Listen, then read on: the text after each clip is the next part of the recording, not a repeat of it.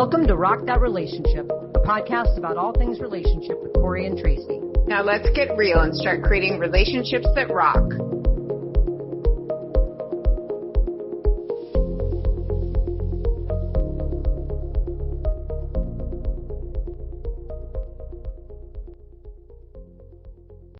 Hello, everyone, and welcome to another episode of Rock That Relationship. We are just cruising on through this series on getting unstuck, and it is so fascinating. It is just unfolding. It's one of those kind of things where actually this season is just rolling. It's rolling. It's every episode kind of leads to the next, and this was a very fortuitous episode we're about to have.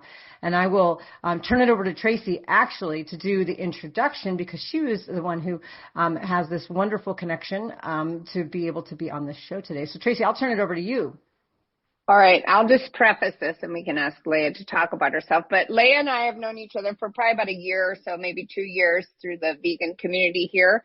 And we were at a party on Saturday and I was telling her everything that had just happened to me that I was talking about in that episode with Cassie, having met somebody who was so awesome. And I mean, 12 days of bliss and then suddenly, bam, kicked to the curb. And I was like, I don't understand what could have happened. Like, even if, something that I did happen, then like talk about it or something. But the way that it flipped on me was like so painful and so hurtful. And so I was telling Leah the story and I told her about our discussion with Cassie and manifesting and all of that. And of course I was still like, what happened? I don't understand. And so she has so much insight because she's kind of experienced some of this stuff in her life, but she's where I want to be. And so, yes, you are. I mean, literally, I'm like, can I take a picture of you right now? Because when she was talking, it was like looking at an angel. And it was, and then she got weird when I pulled out my camera.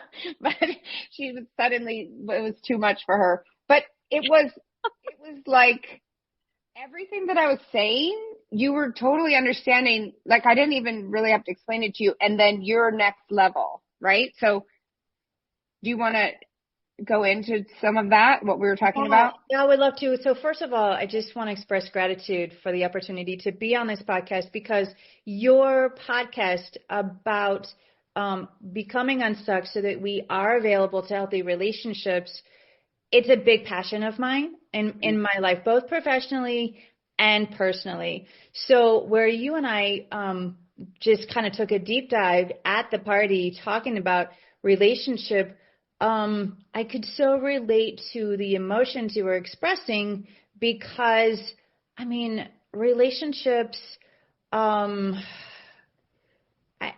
are, there's such an amazing opportunity for learning. There's such a steep learning curve, honestly, such an opportunity for healing, and it's really courageous to do the work of getting unstuck. It's really because we get stuck in places that are comfortable. It's a comfort zone for us. But to get unstuck, we have to go into the unknown. And so what I hear you saying is you see my reflection of something inside of you that is like, I want that. I want to be at that place of being unstuck. And I remember you and I talking about vibrational frequency in particular. And I think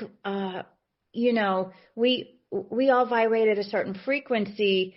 And well, first of all, the fact that we were going into a deeper conversation at a social event, I was totally in my element. And that's why you saw that glowing aura around me. And my frequency changed when you said, can I take a picture of you? Right. Because I have stuff inside of me around my appearance, right? I'm turning 50 next month.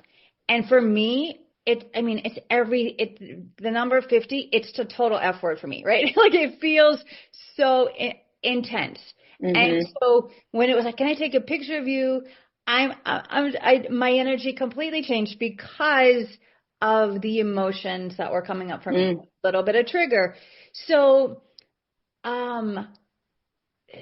so where I've come from in my relationship journey, I do want to share any bit of insight that I have with other people, because I come from inferiority complex, which led to not understanding that I was only accepting relationships in which the other person was in such struggle that they were abusive towards me emotionally, psychologically, spiritually, and undermining my growth. And I didn't understand that I was doing that. I wasn't understanding that I was blocking healthy relationship through patterns of codependency. And so it's been a journey of leaving codependency, just becoming aware of what codependency is. And wow, I am very compassionate. I have a nonprofit organization that I'm getting off the ground. I do have a heart of service. And I'm also very maternal. I'm a mother of two adults, a son and a daughter, who I raised, and I was married to their father for 13 years and went through divorce, and then went through a series of other relationships. So that's a little bit of background on me, but coming back to I'm so maternal that I didn't realize that I was mothering the men I was in a relationship to, right? And I was only accepting relationship with people that were struggling with adult life and sort of gravitating towards having a parent still, But then being resentful, that's, I think, where we connected, because that's what I've been doing, right? And then they're resentful.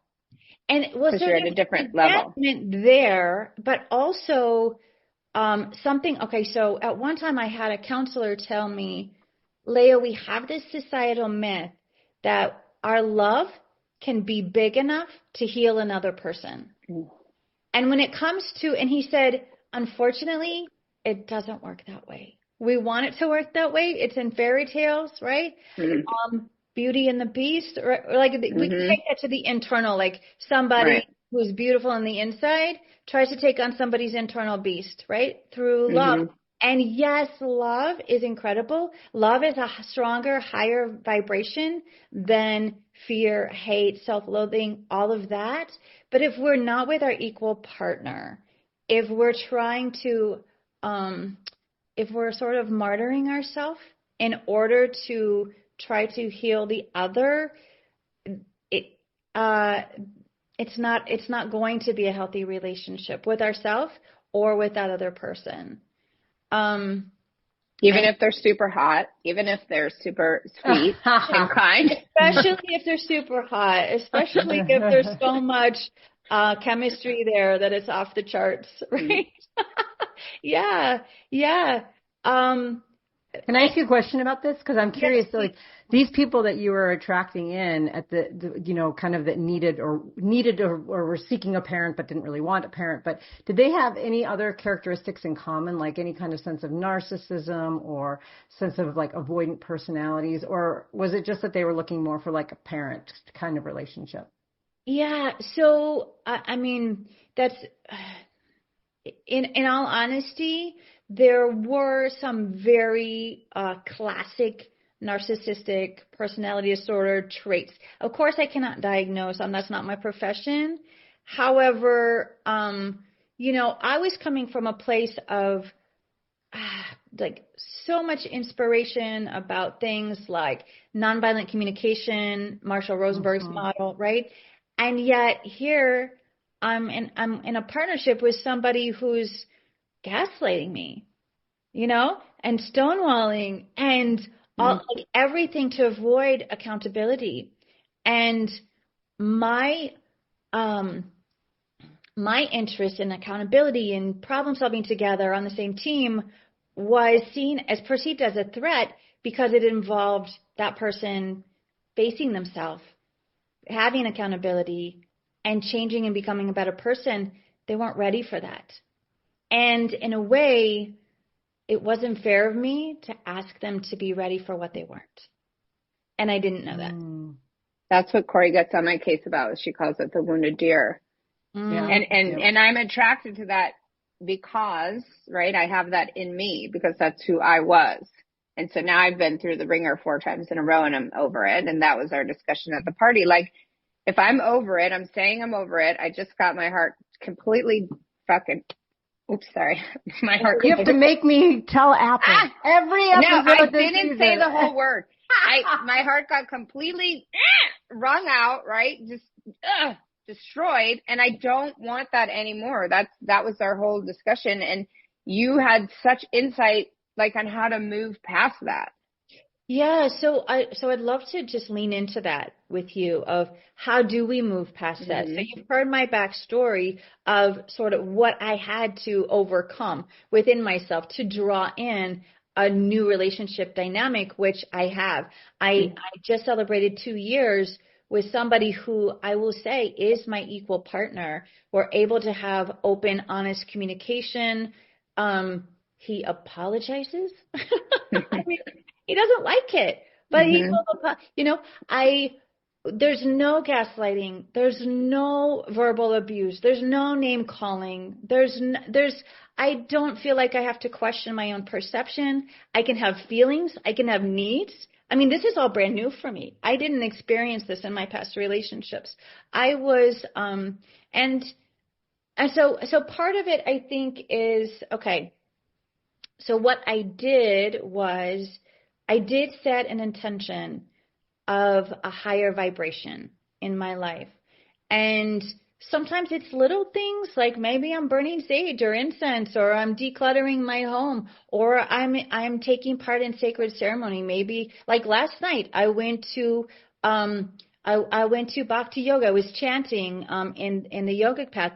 So, and I meditate. So there's things that I do to elevate my vibration. As you know, I'm vegan, which again, if you're not consuming other beings that have suffered, right? You're not you are elevating your frequency as opposed to eating something that's going to lower your frequency, energetically speaking. So doing all of that work, but I think that what really shifted things for me was becoming aware of where I was vibrationally stuck. And that was seeing, oh my gosh, I do have some codependency tendencies within myself, and that's what needs to shift. So I set the intention of higher vibrational frequency. I also made a strong commitment to myself to only healthy relationships.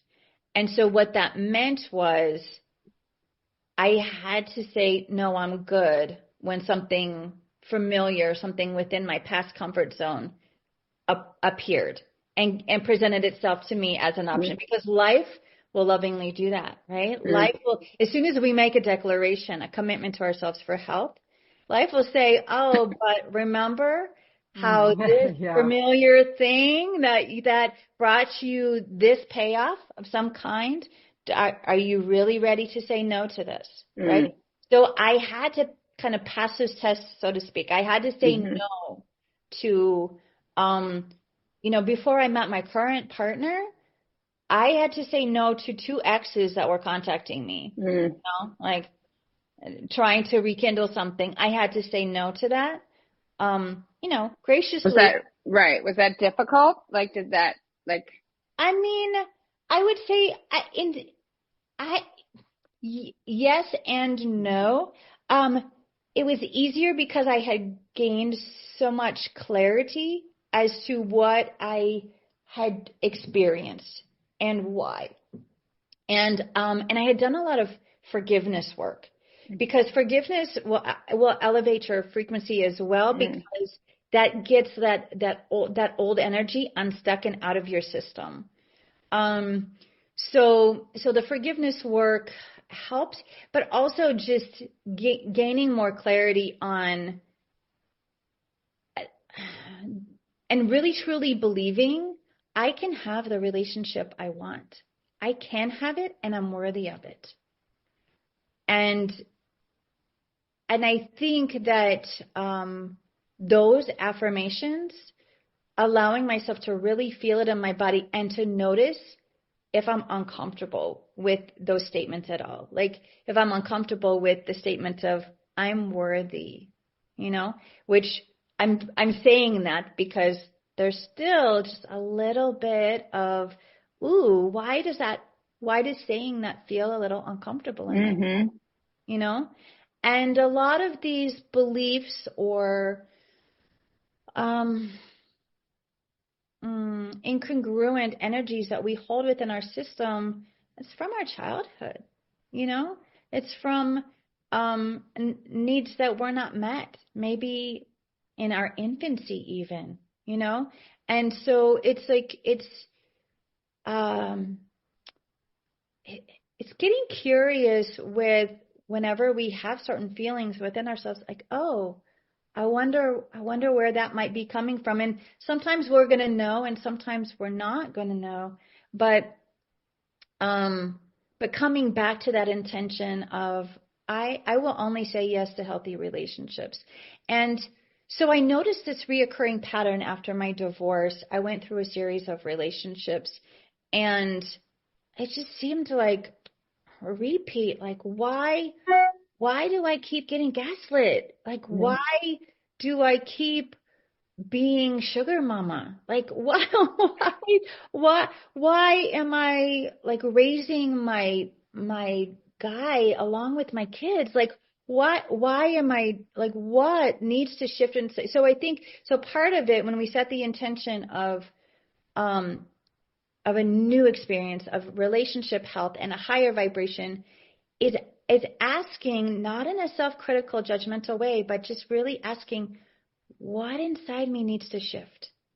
If I want to do a different experience, what inside me needs to change? Because I could spend hours going into like how narcissistic my past partners were, right? And going into their huge part and how they were abusers and all of that. But I found that like at some point, I mean, yes, you have to get all of that out and you have to process, but at some point, I mean, I'm avoiding my personal accountability just like they were if I don't go to the place of what within me needs to shift. And what I found when I really went in and into the silence with it, I discovered that because I had an inferiority complex as a child, there's alcoholism in my family lineage and a lot of shame, and that's where that comes from. But because I had that inferiority complex, I was only accepting relationship partners that I was not intimidated by. Like I didn't feel like they were out of my league. Yeah, okay, you said that the other day. Explain that, intimidated by. Yeah, like intimidated by like, ooh, he's financially stable. Like, would he be with me? Right?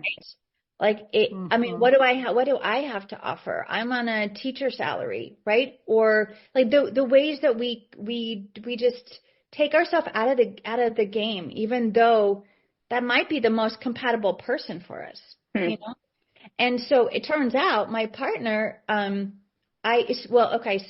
as soon as I found that within myself, oh, I'm only accepting this men who are very insecure. I'm only accepting that vibration from my partner. Why is that? Because then I can feel better about myself. Ooh, that's what I'm doing. I didn't know I was doing that, And so, so then when I saw it and I was honest with myself about it, I was able to then say to myself and to all of life, I am willing to be in a relationship with somebody who is thriving. And that intimidated me. I didn't realize it, but I am open to it. I am not going to rule this out anymore. And I am not going to assume the role anymore of caretaker. because I realize now that was codependent. Mm-hmm. And as soon as I put that out there as a strong, powerful spiritual intention, I met two men that initially I thought, wow, they're talking to me, like, and the more I got to know both of them, the more I was able to see where, which person I would have greater compatibility with, and therefore, more potential for a thriving relationship, a healthy relationship. And I mean, I'm blown away by the compatibility and level of harmony that I'm now experiencing in my past, including my childhood. I knew romantic partnership to be about struggle and like power struggle and verbal abuse and emotional abuse and turmoil and heart-wrenching, just up and down roller coaster trauma bond, Mm-hmm. And it's such it's so incredible to see that we can break free from that. And I am in my ongoing process in my relationship with myself, uncovering, becoming more self-aware, seeing when I'm triggered. Sometimes, and I'm very open with my partner about this, sometimes it's hard for me to tell him what I'm feeling and what I'm needing, because that in the past, in previous relationships, if I had feelings and if I had needs, I had a fight on my hands, right? And so, but now I'm coming into, okay, I am actually in an emotionally safe relationship. I can be vulnerable. My vulnerability is not going to be ammo against me like in the past. And so I can really open my heart because I'm in the safety of that. How do you feel about what I'm saying? And do you have any other questions? I love what you're saying. I have an interesting question, because it sounds like quite the process. Was this more of just like a general awakening, or was there like a moment when this just hit you? You're like, I am attracting people that aren't good for me. Like, was there an actual, like, you remember when that switch, or was it just like you just kind of, I don't know, reflected and came to that?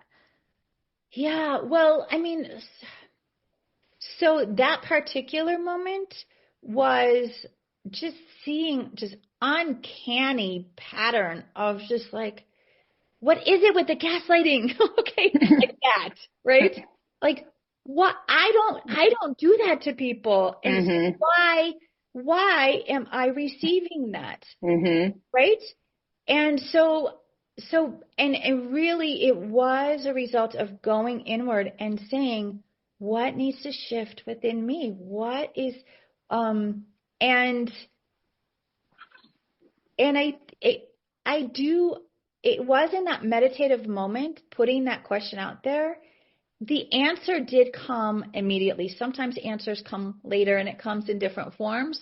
But I find that when I put out a really sincere, heart-based, soul-searching, deep question, the answers do come. Consistently, always. And I say that as a spiritual experience rather than some sort of religious dogma. And so that's my experience, is that those questions go out there, they reverberate. And so what we need to do is ask empowering questions, as opposed to, what am I doing wrong? Why does this keep happening to me? What's wrong with me? Those are not empowering questions. So the empowering question is, this is my intention. This is what I'm worthy of. And I see that something needs to shift within me for this to happen. What is that? And then when I saw that I was positioning myself in relationships in a way that I was I had my stuff together more than the guy, and consistently. That made me, on one level, it made me feel better about myself because I had that lingering inferiority complex. But what I was doing then was I was making the guy feel worse because I was misaligned. I was with somebody that wasn't my. In Codependency Anonymous, we commit to being with our equal partner. And so now I'm with my equal partner. I speak with respect. He speaks with respect back to me. I'm honest and open. He's honest and open. I'm a trustworthy person. He's a trustworthy person. Right? And yeah, I'm honest. I'm not chronically lying. I'm receiving the same back. Right? And neither of us are perfect, but equal partnership in that sense. Right. But it came from that moment of realizing, of seeing something within myself that's kind of embarrassing to even admit. Like, oh, okay, my comfort zone was to be with somebody who would mistreat me. But it'd be so interesting because you're so like aware, right? And so to even say like embarrassing that you would look at yourself that way, like, you know, like you're more aware and more processed than so many people. And yet you still have this, right, to do. And I think like for me, I've been in kind of this healer role and pointing out like from my healing and seeing what was in me. And then I point it out in these people and then they just get mad at me. And I'm like, look, I'm only trying to help. And like, and it's not received well often. And like, it ends up in my case, building resentment. Then I see Corey and I look at her as like, she's always in this teacher role. Right. And so I didn't like that for her. I'm like, you know, you shouldn't be in that role, you know, cause it doesn't bring you to your highest self. And it's not that like, if I'm with someone, we can't talk about our stuff, but like, I want to be with someone where it's equal talking and equal understanding. Okay, we're both got these things. We both went through this. We both have been put through the ringer by this, but we understand and can talk about it. Whereas in the past, when I have said these things, that just was like, you know, was immediately met with like, what do you call that? Like hostility, denial. Yeah. I mean, really, they would get mad at you. Yeah. And yeah. So I think what I'm hearing is honestly, it's about readiness for the feedback, and how do you know if somebody's ready for the feedback, ready for the transformation that you yourself have been experiencing? You ask for consent.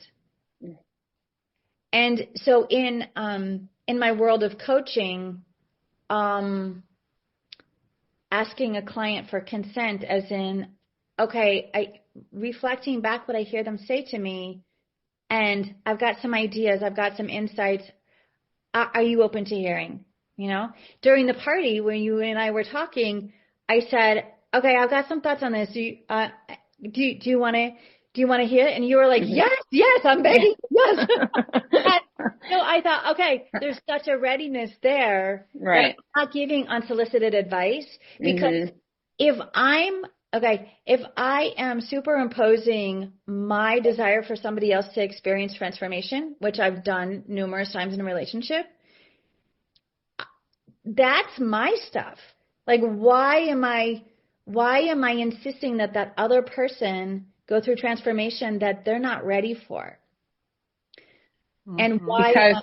Because they're hot, because they're sweet, because they're kind, and like you see. Well, no, because you think right? you can help them. Also, right. That feeling but of you like, also I know. Love that right? internal part of them. I mean, I have loved all of these people and love a real part of them, and then there's a part that is very angry towards me.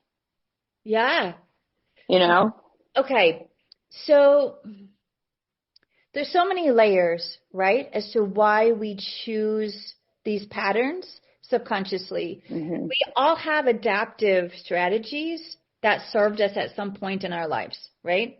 Mm-hmm. And so the work of raising our personal vibration, the inner work, the courageous inner work that all three of us are doing, that's what the whole purpose of this podcast is becoming aware of, more and more aware of what our adaptive strategies are, right? Mm-hmm.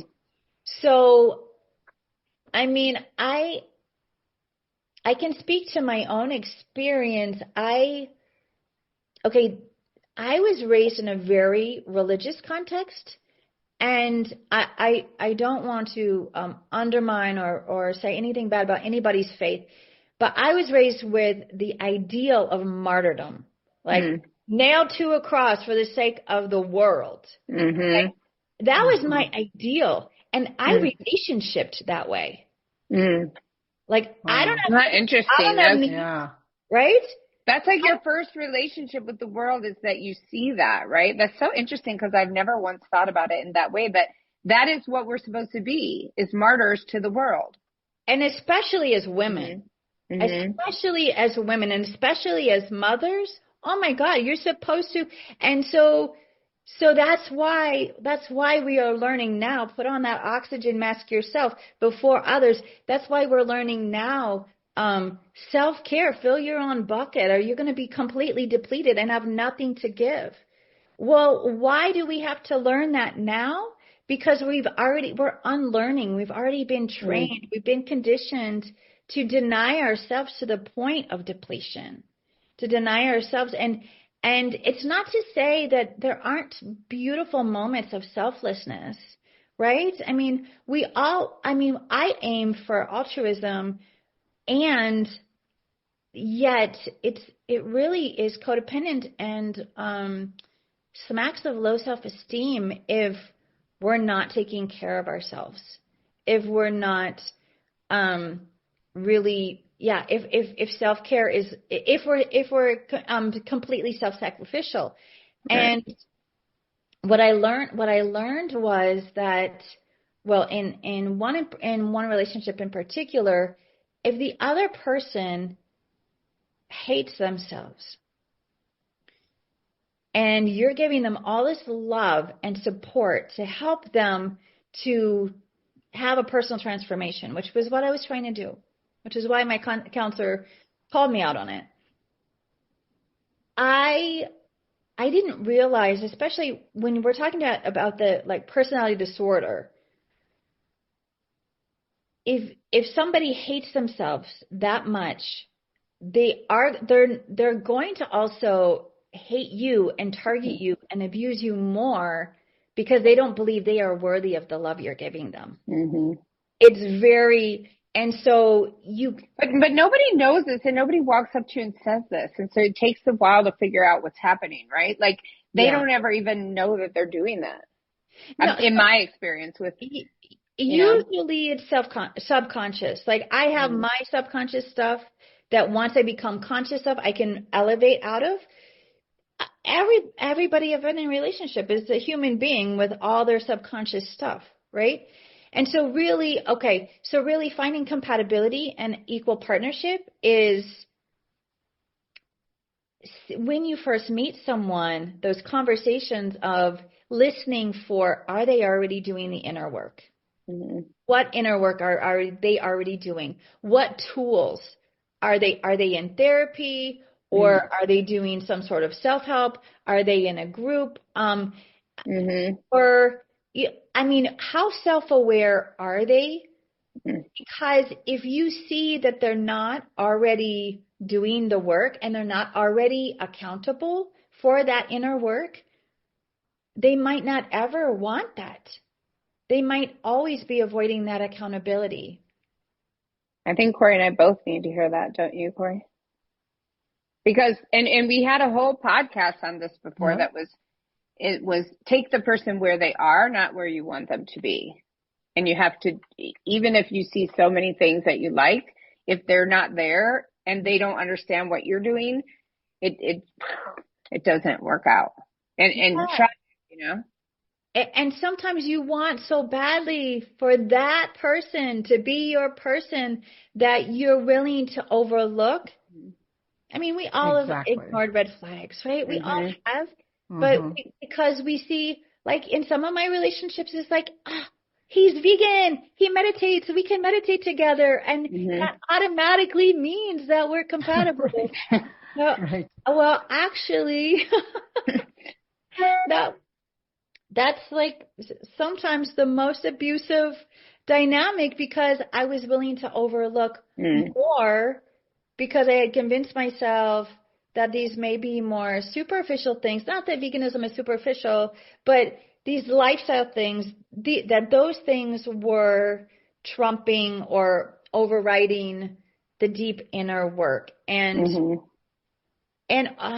yeah, so yeah, it's interesting. And I found that in my current relationship, I was really in the I had a breakthrough because I was afraid to allow for conflict, because I thought, okay, he's just going to be like every other man, and it's just going to be the same thing on repeat. And so I was like walking on eggshells the way that I had to in my previous relationships. And once I finally was just like, no, just talk, just be honest, be open. He can think you're over processing. He can judge you for this. Whatever my fear was, just no, just risk it. Continue to have an open heart. And to my surprise, he was actually able to handle an empowered woman. Like he was actually able to value me and validate me. And I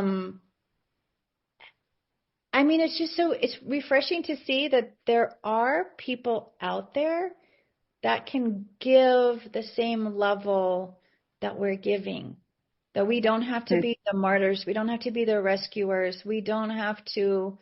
And I think that those of us who are very activist in our personality, those of us who are working to like in service, those of us who are in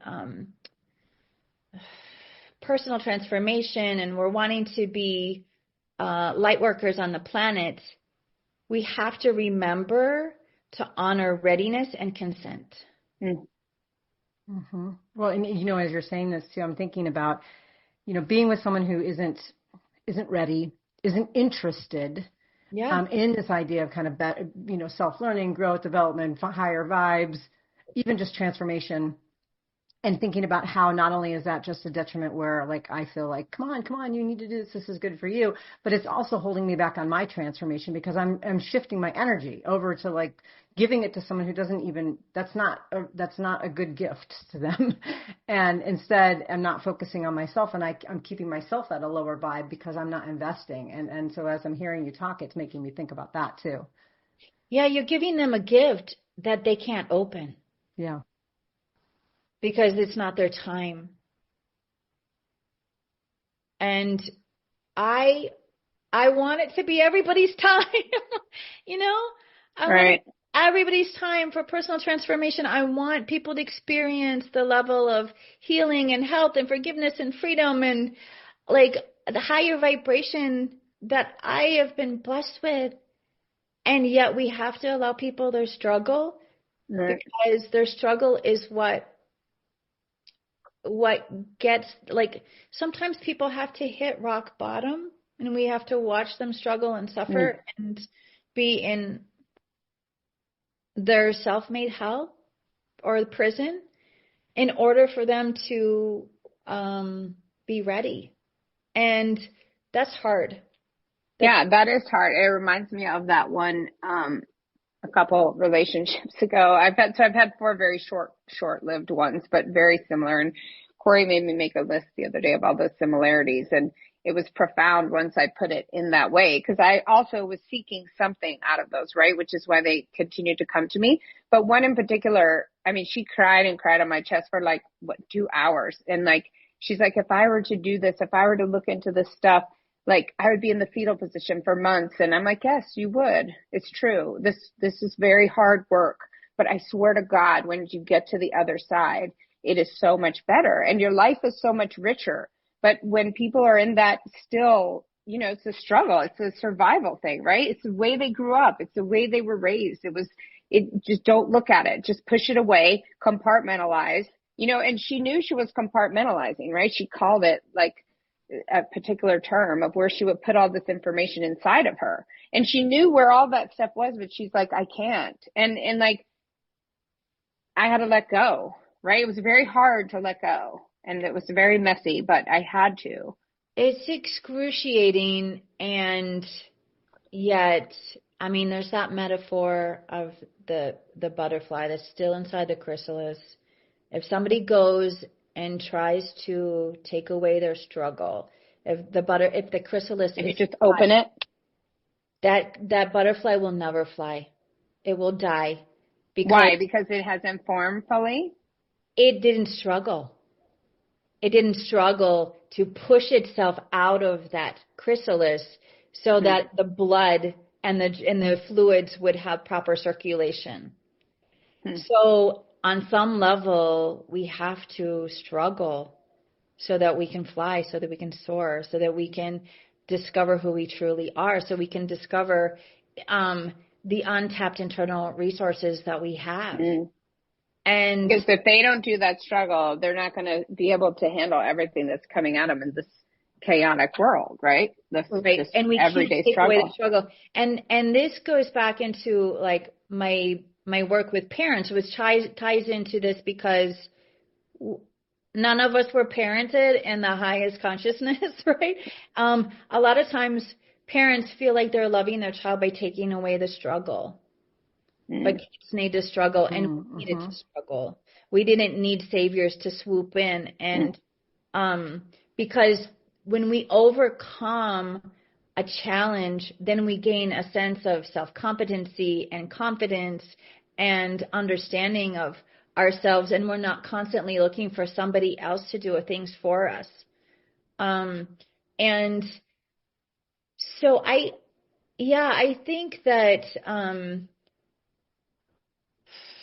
I want to say one thing. It's interesting that you just said that, looking for somebody else to do things for us.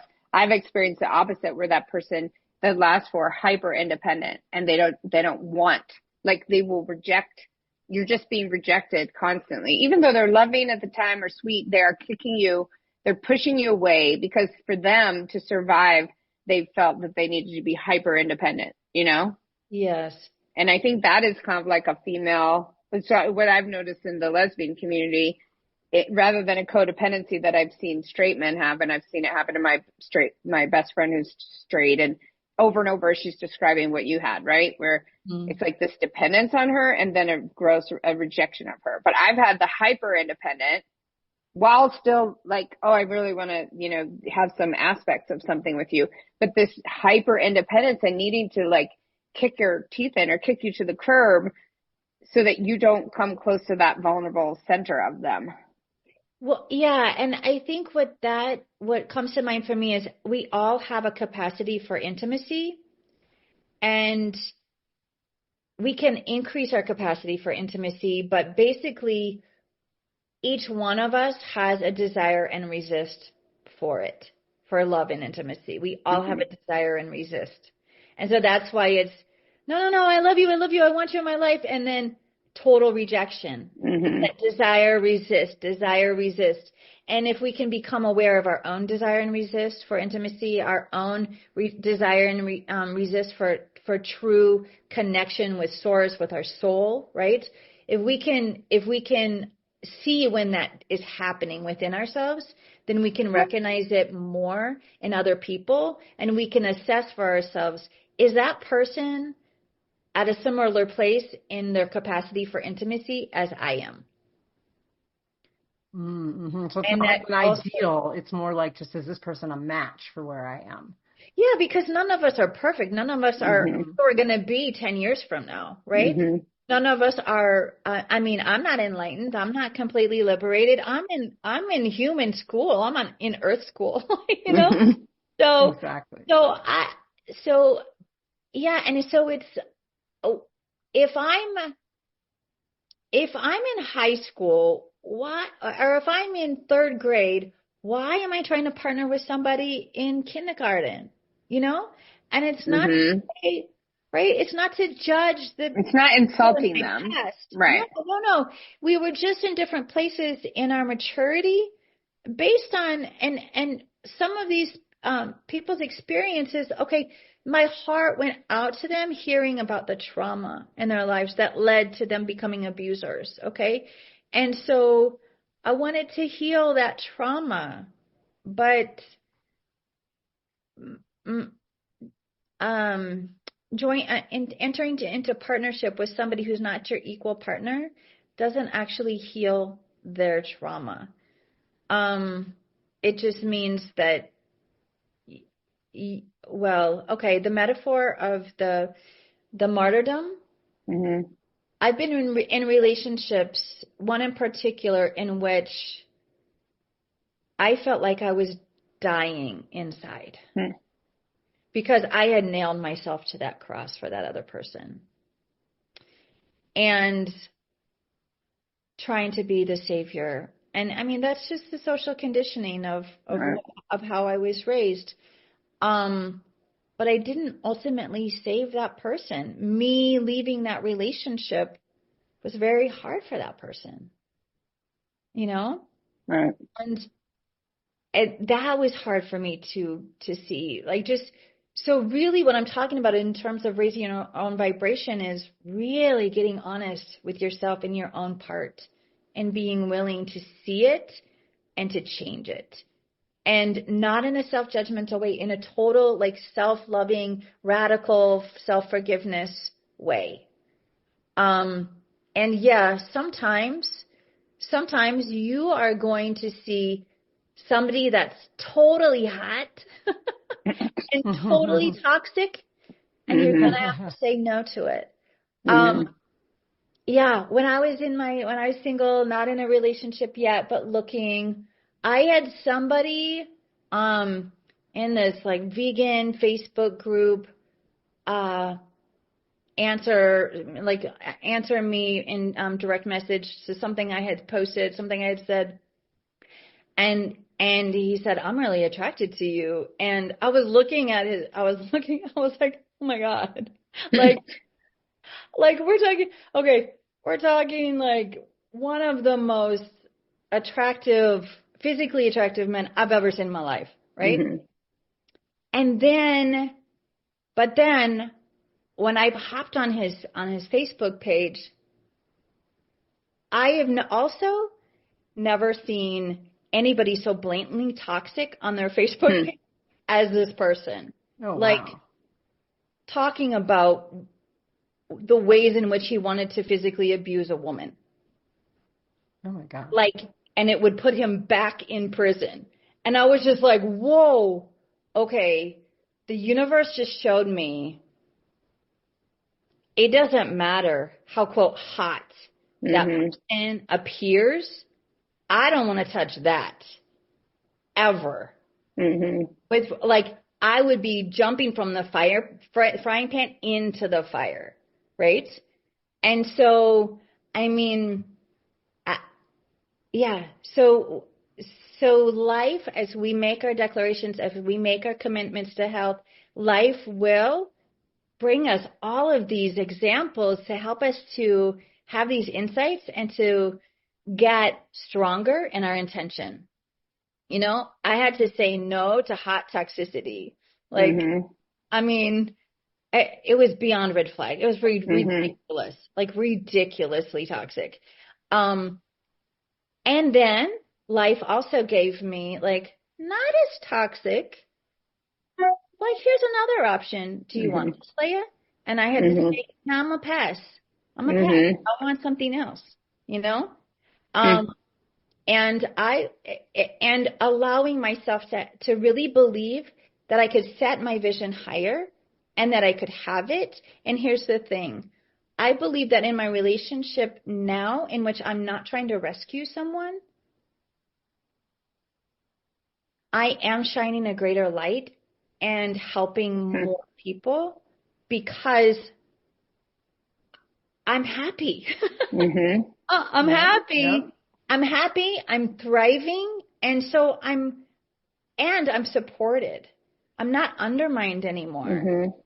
And so basically I have somebody supporting me in doing my life purpose work, which is service to humanity, you know? So I thought that by martyring myself in some way, I was in service, but I was wrong. You know, that's I was wrong. No, it's really the highest service is to thrive. The highest service is to thrive and to help others to thrive and to help others who are ready by asking consent and listening, really like deeply listening to what are they telling you about where they're at, and what vibration they're holding. And saying no to the temptation to go back into what was comfortable. Yeah. And I think getting that clarity for me, like doing that list that Corey made me do, like it was so helpful, right? Because I was like, why 4 times in a row? Why is this happening to me? And I have to look and see, okay, what are those similarities? Name it, look at it. Why, what is it about that I like, that I ignored, that I did ignore some red flags on purpose that I knew I was ignoring because I thought that I could overcome that. And to have that realization that if you're not in the same place, no matter what, it's just not going to work. You're going to be hurt because that person isn't capable. And they're not even expressing a desire to get there. You know what I mean? Yeah. Right. That's the difference. Like the difference between being ready and being willing to be ready too. You know, and exploring. How, I mean, like, but just how long even do a person wait? who's like, exploring. I don't want to wait. Yeah. I don't want to wait for someone who's like, I'm going to do the work, or even I want to do the work. I've been with people who say that they don't even want to do the work, but you know, I want to be with someone who is doing the work and is open and is continually learning and developing, not someone who's like trying to be ready someday. Or they're just thinking about it. And that's where like, if people are actually exploring it and doing it and not just saying it. Yeah. And that's the hard thing, because I've seen the people who say it, but they're not doing it. And that's very hard to walk away from. And then I don't walk away and I get kicked in the face. So lessons learned, you know what I mean? It's hard to be really, really honest with ourselves. Like when we see that somebody's breadcrumbing us, you know, we see I've gotten those breadcrumbs. The carrot, like I'm going to go to therapy. I promise I'm going to, and then they don't. You know? Yeah. So getting honest with ourselves about what we see and who we see the other person is. Are they thriving? What does their relationship with themselves look like? Of course, they're not perfect. Of course, they're a human being. Right. But are they capable of a healthy relationship with themselves and another person? Are they capable of that now? Now. Do they now? Now is the key word. Now, because Tracy and I have met people that have a lot of lovely qualities, right? Yes. You know, but that and also great potential. Great potential. But we sit around and we wait, and then there's potential, you know, and I've seen it in a lot of different people that I've met, not even just people that I've been in relationships with, even friendships, right? Where it's like the potential for them to want to be better, but then they just don't. And you know, it's like at some point, then you've invested and the more time you invest, the more difficult it is to get out. Whereas like what you're talking about at the beginning, if you see these things, you feel these things, you know these things, go now before you're, you know, living with them or engaged to them or have their children. Oh. And it's such a hard lesson. It's so humbling. And like, we don't want somebody else to be our project. And they don't want to be that. It just creates resentment. I don't want to be somebody else's project. Right. You know? I was just talking with attachment theory about attachment theory with an ex, and then she's like, you're just so snotty and you think you know everything. And I said, I'm not trying to be that way. It's like a different language. It's a different language that I've learned. It's a different understanding that I have. And it's really important to me. Like now that I know attachment theory, and I don't know if you know this, Leah, but I was married to a clinical psychologist for 8 years, and I had no understanding of this. I was a total jerk, and I didn't get any of this, right? And now that I understand it, I'm like, my God, what she must have thought I was just awful, right? But like, now that I look and I see it, I'm just trying to explain, and I guess it comes off like snotty even to people who just are not there to even explore those concepts, you know? Yeah. Like my sisters used to say that you just think you're so smart, and I'm like, no, I have an interest in these things in the world, and I want to share it. And I guess a lot of things in the world are threatening to other people, as we know. Look what's happening all around us, you know? So I think part of the higher vibe thing and what we were talking about Saturday is that I just want to be around those people. It's just, you know, like, Here. Corey, you should have been at this party and seen Leah. It was like watching a literal angel. Like, it was incredible. And it just spoke to me. And it spoke to me right after we had that other podcast. Like, we've known each other for like 2 years, but she and I have never sat and talked. And it's just so random that we were just happened to be there. And it was like,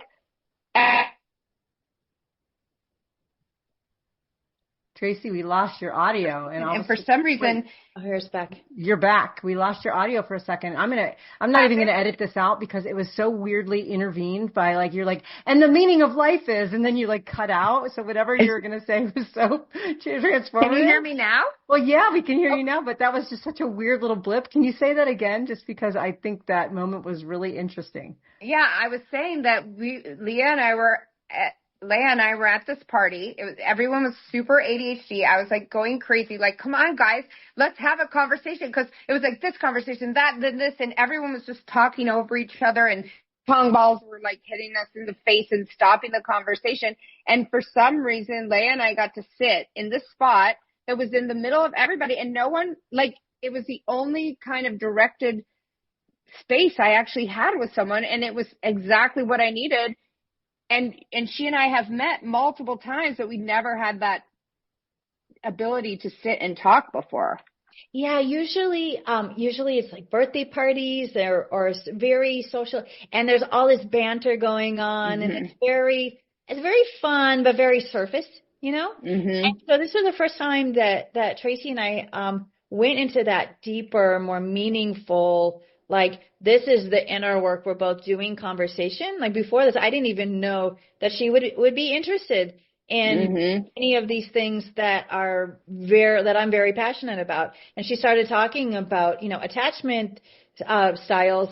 And I was like, oh my gosh, this is part of my parent coaching, you know, let's get into this juiciness, you know, and yeah. And so that was very, I don't know, very cosmic in a way. It was very, it caught my attention because I don't take for granted that level of conversation. It's not every day that you can go there with people. And because we're ready when we're ready. Like you were saying, Tracy, in your past relationship, you weren't ready for everything that your psychologist wife was presenting to you. You didn't have a frame of reference for it. You couldn't grasp it in your mind.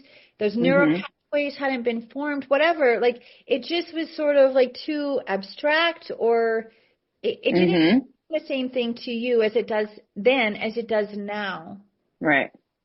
I was a very defensive person, and I had very maladaptive coping methods for everything, you know? And so I think that's the thing, is being open when you meet somebody and having that conversation. I mean, that was a revolutionary conversation for me at that party. And I'm telling you, it was in the midst of complete insanity. I mean, I did not hear that level of conversation happening anywhere else in the room or on the patio. Like, it was a party, right? But I think that when you're doing that deeper inner work, it's very elevating to your personal vibration to draw those conversations to yourself and to surround yourself with people that are doing this work. And, you know, for anybody who's not doing this work, I get it. It's scary. Mm-hmm. Sometimes it's like terrifying what you tap into with like within yourself in terms of past trauma. Mm-hmm. And so I say that with compassion, like you're not ready because it's terrifying, you know? And so you have to be at the right place in your life to be able to go there safely. Mm-hmm. And so again, back to consent. If somebody's not able to go there safely, don't take them there. You know, they're not ready. Mm-hmm. And I say that after trying to do that. I've tried, yes. Yeah. Yeah. And hurting myself in the process. Mm-hmm. Yeah. Mm-hmm. One of my very, very toxic relationships, he said something very poignant to me at the when the breakup was happening, and it was, you don't get to choose my timing of my healing. He was right. Yeah. He was right. He was very self-aware and extremely psychologically abusive. It's taken me years to recover from how hard of a hit that was for me. And he was right. I don't get to have control over when he heals. Absolutely. It's not within my power. And I had to release that and surrender that. So, yeah. So I just a recap in terms of raising your vibration specific to relationship is clear intention of what you want, asking yourself empowered questions like what needs to shift within me. And I would also say another empowered question is and just closing your eyes, imagining it, what would it look like? What would it feel like to be with my equal partner? What would it be like? What would it feel like to be in a healthy relationship? To actually be able to have this type of conversation with my romantic partner. Like, wow. to be able to imagine. Not just with Corey. Yeah, I know. I can hardly imagine it to Tracy and Tumama. Right.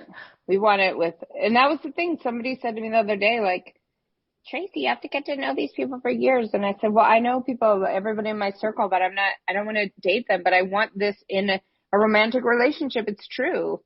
You know what I mean? I want to have the same level of conversation that I have with Corey, with somebody that, like, I want to be romantic with, you know? Mm-hmm. Yeah. Exactly. Yeah. And I will say this, my partner right now, his strengths and weaknesses are not identical to mine. Of course, we're each our individual person. And so some of the concepts that I speak of are new to him. And yet he's in such a place of receptivity in his life that it's totally consensual as far as what I'm offering. He wants it. Mm. And so there's no undermining me or resenting me or trying to dominate me. It's like, yeah, I want to see you empowered, Leah. And we can help each other to grow. And that's really the difference between sort of relationship as a business deal and going into sacred relationship, where sacred relationship is, I want to see both of us growing and actualizing, where, you know, and finding somebody else who can also set that intention. And you know what? Getting to know somebody else for a long time without rushing into something is, I think there's wisdom to that. However, in my experience, it was, once I made internal shifts, I drew the right person into my life. I recognized him as a healthy relationship partner, and now we're just growing together. And I didn't know him for years and years before we moved in together. Like, Exactly. you know? So sometimes, and I guess but it took me years and years to be able to smell BS from a mile away. I wasn't able to do that. Now, because of the years and years that it took me of my struggle out of my chrysalis, of gaining discernment, now if somebody's toxic, I pretty much can smell it a lot sooner than I was able to discern before. So it might not take as long as you think to get to know somebody. Just don't ignore red flags, and which right. Well, and you're talking about too with this idea of like if you're vibing at a higher vibration, you're bringing in a different kind of crop of people too. So sometimes you can sense that and feel that. I already know. I can tell you within 30 seconds whether I'm around somebody who vibes at my level, and I just know I can feel it. Now, it doesn't mean that they don't have red flags, but at least we've overcome that. At least we're vibrating somewhere where we can sort of have a starting place. Yeah. Yeah, you do. You can oftentimes intuit it, right? Exactly. You can oftentimes intuit where somebody's at. And if you're still attracted to somebody who's vibrating at a different frequency than yourself, that's a place for like some self-inquiry, some loving self-inquiry of what is it that I'm having a hard time letting go of? Why am I still wanting to be with somebody who isn't ready for this? Exactly. I love that. I love that. Well, I know you've provided so much insight. I've been taking so many notes for our show notes here because you have so much really great insight and really good like firsthand experiences, which I know our listeners always love when people get to talk about it, things less in the abstract and more in like personal examples. So say our listeners want to find you somewhere online, where would they go? Do you have anything you want to share about how they can connect with you? Yeah, thank you. I would love to share. So I am in a career change out of the Montessori early childhood teacher arena and into parent coaching, and really everything we just talked about today in terms of romantic relationship, doing the inner work, helping parents to do the inner work to thrive in their relationship with their children is something that is an invitation. And that invitation is on online, parentcoachingwithleah.com. That's where you'll be able to find me. And I also have a nonprofit organization here in Tucson. We're fundraising to get a charity food truck running to get hot, healthy, vegan meals to Tucson's homeless youth. And so Bumper Crop Cafe is another place where you can find me. That's an existing website as well. So yeah, this is what I love. I love empowering community and doing so really by this deep, courageous, heroic inner work that sometimes just is messy. And yeah, so I would love to offer that. Thank you. And thank you for this conversation today. Thank you. Yeah, absolutely. Thank you. And, for our listeners out there, one of the things I think that I really resonate with that Leah talked about too is if you're feeling like the inner work is a lot, right? Like you're saying, I'm not at a place where I'm vibing high. How am I going to attract people that are high vibe? It's just giving yourself some grace and being able to be ready when you are and going through your own journey. And that journey itself is the process of transformation. It's not the destination. And so again, kind of just exploring what that means for you. I know Tracy and I have talked about things like meditation don't necessarily work for us, but other things do. Or, find your flow and just again, have grace with yourself. And I think that's really a huge takeaway. I know that you were talking about in various ways today, Leah. So thank you so much for being on the show. And for all of our listeners out there, until our next episode, go out there and rock those relationships.